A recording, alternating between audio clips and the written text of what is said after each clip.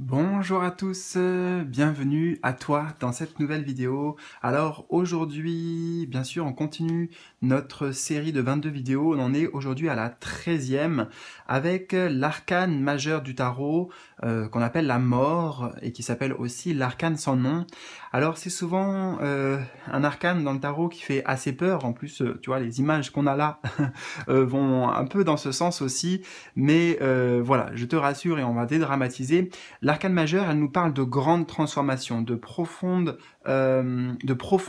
changements radicaux qu'on qu'on met en place dans notre vie. Donc on va voir justement un petit peu à travers le tirage que je te propose aujourd'hui, comment toi tu te comportes dans ces phases-là, dans ces moments-là.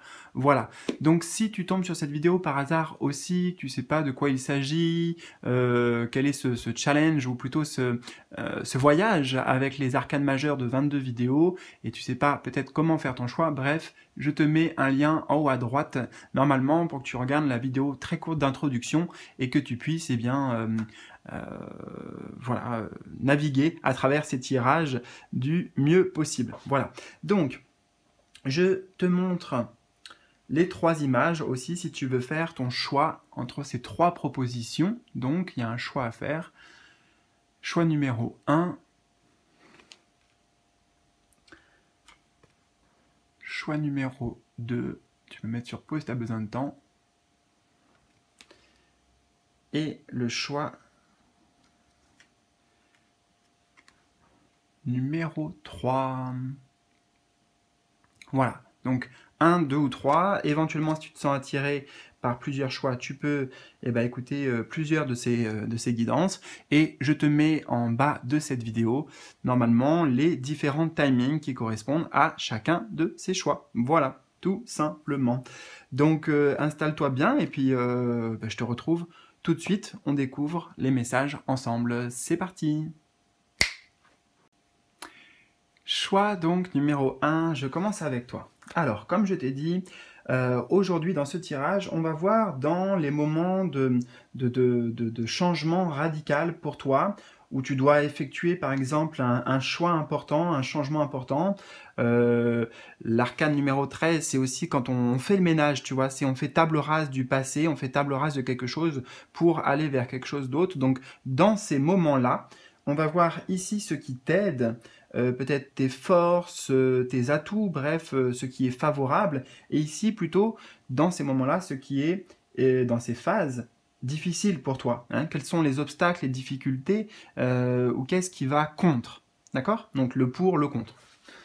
Alors, nous avons dans le pour The Hangman, donc c'est l'arcane numéro 12, autrement appelé le pendu. Ok, et nous avons ici l'ermite. D'accord, combinaisons intéressantes qui ont des similarités pourtant, mais on va voir aussi là ce qui peut peut-être les opposer ou les différencier dans ton tirage. Alors, déjà, qu'est-ce que tu fais de bien dans ces moments-là de décision importante? The Hangman, c'est le fait d'aller dans, tu vois, il est à l'envers ici, enfin la fourmi est à l'envers, c'est-à-dire qu'on est dans une forme d'introspection, dans une forme de quête, de cherche de réponse personnelle. Donc, c'est-à-dire que j'ai pas l'impression que tu prends vraiment ces moments-là à la légère et sur un coup de tête, tu vois, genre t'envoies tout valdinguer du jour au lendemain et puis tu amènes justement un changement vraiment brutal en ce sens, mais ça montre que tu prends quand même le temps de la réflexion intérieure. Et ça, forcément, c'est bénéfique. Voilà. J'ai l'impression, en plus, avec l'ermite ici, mais on va le voir quand même, qu'il y a la volonté d'amener vraiment de la conscience, tu vois, de la lumière, de la conscience, conscientiser le cheminement qui t'amène à faire tel ou tel choix. Donc ça ressort clairement dans ton tirage et ça ressort quand même comme quelque chose qui est bénéfique. Maintenant, je vois aussi cette fourmi accompagnée avec deux autres fourmis, et justement la fourmi, elle se déplace en groupe, tu vois, il y a la notion de groupe. Donc, ce qui est bien également, c'est que dans ces phases-là, tu sais t'entourer. Tu sais peut-être demander des avis à droite, à gauche. T'es pas focalisé sur il faut que je m'en sorte absolument par moi-même, il faut que je prenne la décision et que voilà, ça ne vienne que de moi, je veux pas savoir ce que pensent les autres, etc. Là, voilà, c'est le fait d'être peut-être de savoir demander du soutien, demander de l'aide, tout simplement. Hein, de savoir reconnaître que des fois, ben voilà, je suis face à une décision, je suis face à un moment où je dois mettre des changements importants comme cette phase de la mort, là, voilà, il y a quelque chose qui doit se terminer et j'aimerais bien voilà, avoir l'avis de mes amis, de ma famille, etc. Ok.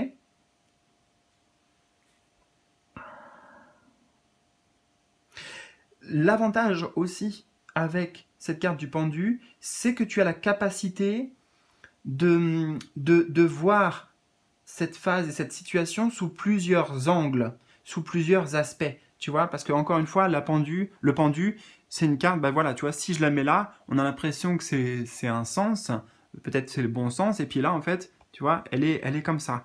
Donc, tu arrives à retourner les choses, à avoir plusieurs angles, tu vois, plusieurs angles d'attaque, plusieurs angles de perspective.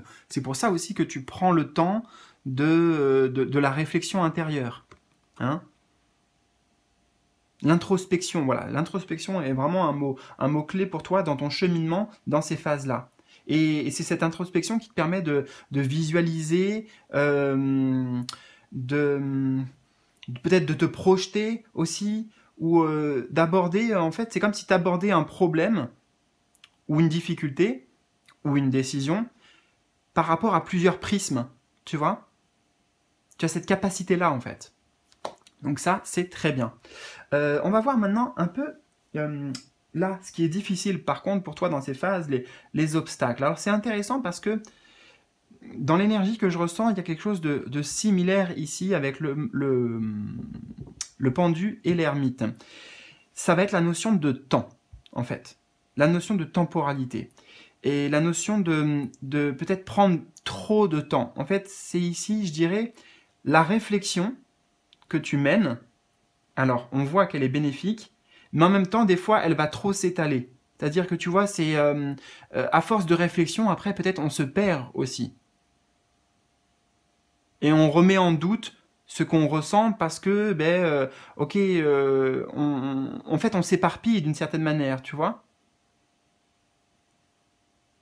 Où on se disperse, les idées vont dans tous les sens, donc après il y a des pour, il y a des contre, et puis on ne sait plus trop au final comment se positionner, peut-être ce qui nous a amené à la base à vouloir ce changement dans notre vie.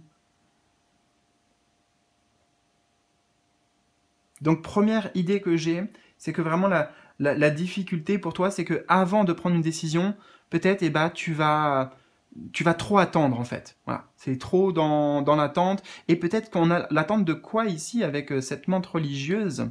D'ailleurs, c'est une menthe religieuse, tu vas voir, ça va être intéressant aussi. C'est que là, elle a un grand soleil et moi, ça m'évoque la conscience. Voilà, le symbole ici pour moi de la conscience. Et peut-être que, dans ces moments-là, tu cherches trop à avoir tout compris en fait, tu vois, que tout soit clair, tout soit illuminé. Alors, je comprends en même temps ta recherche et ta démarche et c'est plutôt bien, on a vu quand même, tu vois, parce que ça apparaît un petit peu cette dimension-là dans le positif. Mais c'est juste que voilà, parfois, il y a aussi des choses qui s'expliquent pas. Parfois, il y a des compréhensions qu'on n'aura pas, et c'est pas ça qui doit nous empêcher de faire un choix, par exemple. Ok ? Je crois ici en fait que ce qui va en contre, la difficulté, c'est que tu attends peut-être une forme de déclic. Ici, j'ai le mot illumination. Tu vois, une illumination. Waouh, ça y est. Pour vraiment aller au bout du changement. Autre information aussi, je te disais la menthe religieuse. La menthe religieuse, c'est quand même un insecte qui, je crois, après l'acte sexuel avec le partenaire, en tout cas, lui coupe la tête. Hein. Tu vois, il y a quelque chose quand même de violent ici, en fait, je ressens, qui pourtant n'est pas spécifiquement illustré dans cette carte, mais avec l'idée de la menthe religieuse. C'est-à-dire que peut-être aussi, ce qui va être un peu difficile pour toi, ça va être la manière dont ça tombe comme un coup près. Une fois que tu as ce fameux déclic aussi que parfois tu attends un peu trop longtemps, voilà, avant d'avoir cette illumination, bah, une fois que tu l'as, par contre, là c'est radical. Et là ça peut être un peu brutal, ça peut être un peu violent peut-être dans la manière dont ça va s'exprimer. Parce que peut-être justement tu as intériorisé avant beaucoup de choses, tu t'es posé tes propres questions, tes propres interrogations, tu t'es remis en question aussi.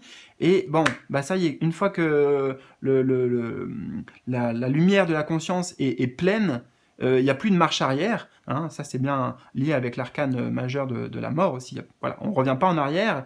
Et ça peut être, voilà, comme je te dis, ouais, brutal, incisif peut-être pour les personnes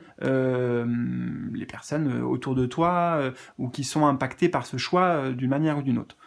Voilà. Bon, écoute, en tout cas, j'espère que ce tirage d'aujourd'hui t'aura amené un peu, justement, de lumière sur comment te comporter ou à quoi faire attention dans ces phases de vie de grands changements. Voilà. N'hésite pas à me partager tes ressentis si tu le souhaites. Et je te dis à bientôt pour la suite de cette série. Salut, salut, prends bien soin de toi.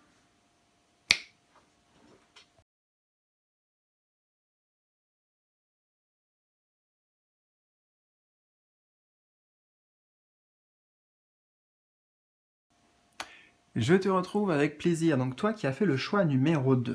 Alors, je t'explique. Comme je l'ai dit en introduction, l'arcane majeure numéro 13 de la mort, elle représente avant tout un changement radical. Ok? Donc, on va voir ici à gauche, dans ces phases de vie, là, quand toi, tu es amené aussi à prendre une décision, tu vois, à trancher ici, dans ces moments voilà, de faire un choix important. Quelles sont les choses qui vont t'aider, tes forces, tes atouts, qu'est-ce qui est positif, qu'est-ce que tu fais de bien, et là, peut-être, qu'est-ce qui est plus difficile, les obstacles, les difficultés que tu rencontres dans ces moments-là, tu vois. Là, on s'intéresse vraiment à cette notion de, quand tu es dans ces phases, qu'est-ce qui t'aide et qu'est-ce qui est plus compliqué, d'accord? Donc, nous avons l'arcane 18, la lune, ok, la lune. Donc là, c'est ce qui est positif, ce qui est bien. Et le jugement, la numéro 20. Ok.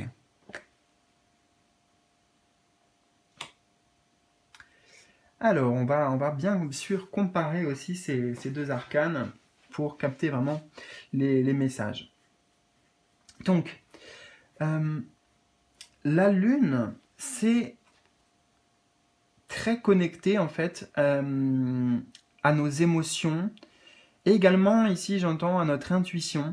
Donc ça veut dire que dans ces phases-là où il y a des changements importants qui doivent s'opérer dans ta vie, tu sais te mettre à disposition, j'entends, et à l'écoute vraiment de tout ce qui se passe dans ton monde intérieur, de ce qui se passe aussi dans ton inconscient. Tu vois, j'ai l'impression que tu arrives à créer un lien voire même un dialogue avec tes émotions, avec le monde de la psyché aussi, le monde psychique, le monde des pensées, avec ton mental. Donc voilà, tu arrives à prendre le temps de ça. C'est tout en subtilité en fait, avec cette énergie de la lune, tout en douceur en même temps. C'est-à-dire que tu es capable d'accueillir, eh bien, euh, les, peut-être les dilemmes intérieurs, peut-être les remues émotionnels qu'il pourrait y avoir, hein, puisque tu sais, la Lune, voilà, la Lune, elle va influencer beaucoup les marées, etc., notamment, voilà, si on parle de la planète, mais la Lune, elle a une influence aussi, bien sûr, sur nos états intérieurs, nos états émotionnels. Donc j'ai l'impression que dans ces moments-là, tu arrives à avoir c'est pas du détachement, non, justement, c'est au contraire, c'est pas du détachement, mais c'est une forme d'accueillir pleinement tout ce qui se passe, en fait, pour toi. Ok? Et pourtant, c'est pas facile, hein, ces phases-là, pour beaucoup, et bien, toi, c'est vraiment ta capacité, hein, ta sensibilité, en fait, qui est une force dans ces moments. Parce que, bien sûr, forcément aussi, nos émotions, eh bien, elles nous indiquent le chemin, tu vois. Peut-être qu'à travers nos émotions et notre intuition aussi, tout ça, c'est connecté. Donc ça peut agir comme une forme de GPS pour nous dire, ah ok, là je dois faire un choix, je dois prendre une décision importante, bon bah est-ce que je vais à gauche, est-ce que je vais à droite? Et bah je vais aller, plutôt que d'aller voir à l'extérieur, là on est vraiment dans le monde intérieur, on, voilà, on se connecte avec ses ressentis en fait. Ok?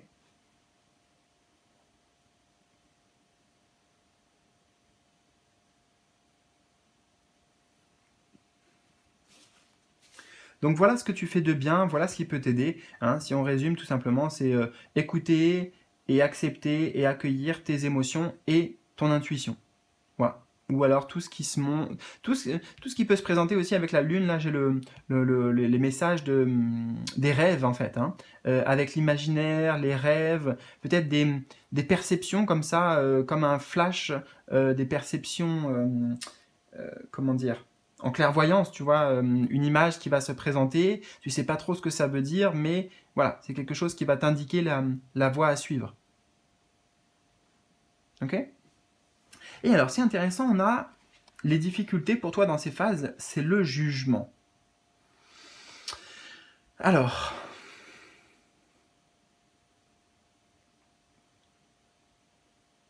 je prends le temps, hein, bien sûr, d'accueillir et vraiment comprendre le message qu'on veut nous envoyer ici.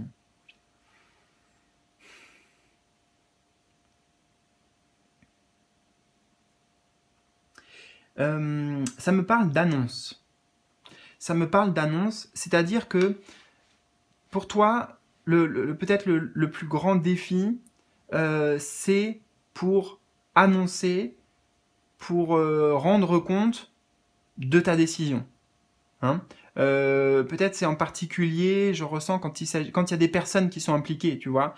Si c'est des choix que tu fais qui impactent ta famille, qui impactent ton conjoint, tes enfants, etc. Moi, j'ai l'impression que c'est par rapport, voilà, au monde extérieur ici, le fait de dire les choses, le fait de devoir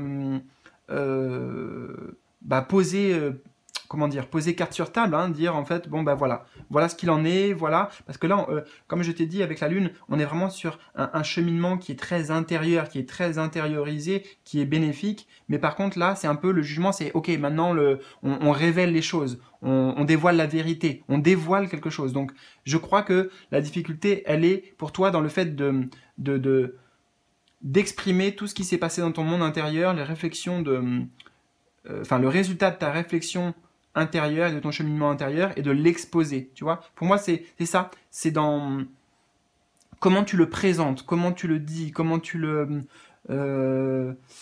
mets en place. J'entends, c'est dans l'exécution de c'est dans l'exécution. Voilà, en fait, c'est que j'entends, j'ai pas la suite, j'entends juste ça. C'est dans l'exécution de la un peu de la sentence, ouais, c'est bizarre, j'ai ces mots qui viennent comme ça dans le verdict à rendre, c'est-à-dire la forme que ça va prendre, à la fois du discours, à la fois du moment, etc. Tu sais pas comment faire en fait, je pense. Tu sais pas bien t'y prendre, peut-être que tu as peur de blesser, etc.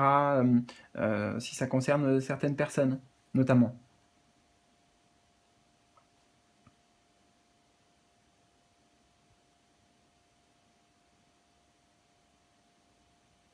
Voilà, écoute, eh ben, j'espère en tout cas que cette petite guidance du jour t'aura aidé, te donnera quelques pistes pour, eh ben, pour ces moments-là, hein, qu'on vit plusieurs fois dans notre vie, des moments importants où il y a un changement radical qui se présente ou qui doit être fait. Voilà. N'hésite pas à me partager bien sûr tes ressentis en bas de cette vidéo, par exemple dans les commentaires. Et moi, je te souhaite le meilleur. Prends bien soin de toi surtout. Et à très bientôt pour la suite de ces aventures. Salut, salut!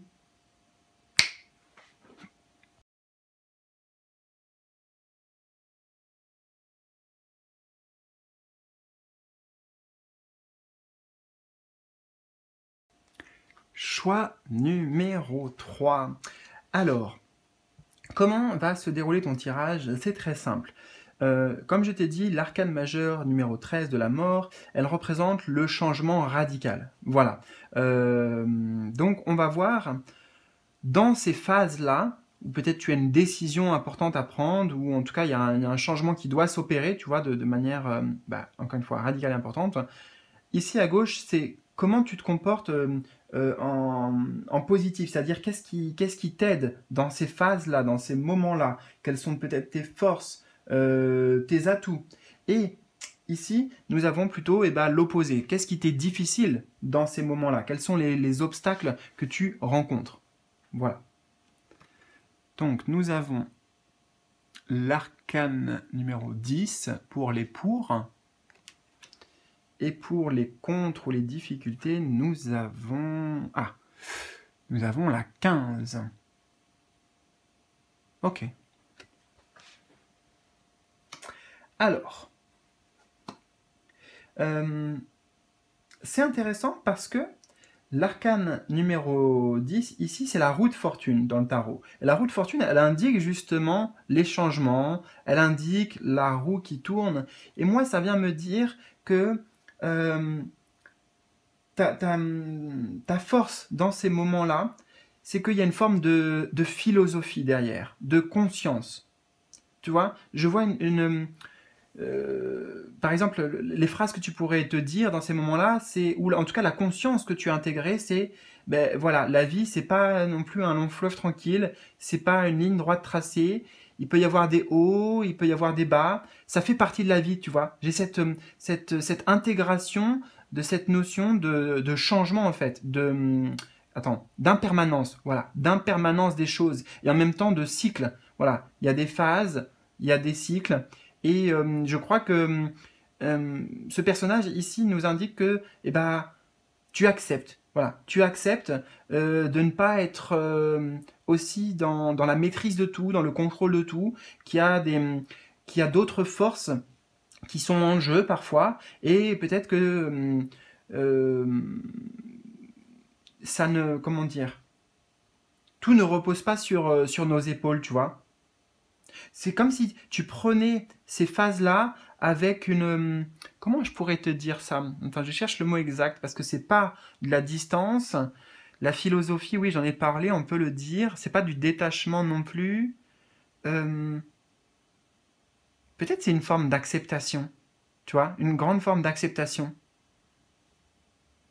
Oui, c'est peut-être ça. Ici, ta force principale.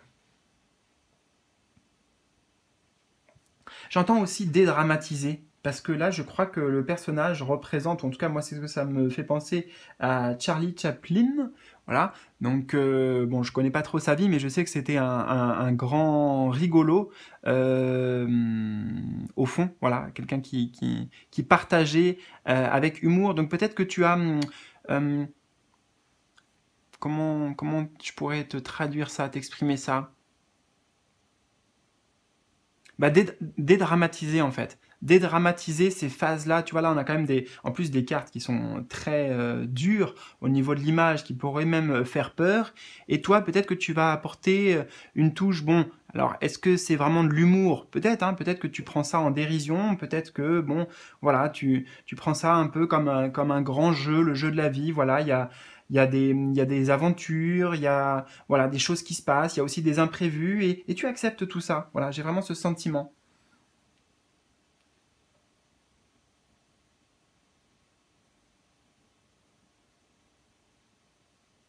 La roue de fortune, c'est aussi la carte du destin. Elle représente le destin dans le tarot. Donc, c'est quelqu'un qui accepte le sort, qui accepte aussi peut-être les coups du sort. Hein, donc, ces fameux imprévus dont je t'ai parlé.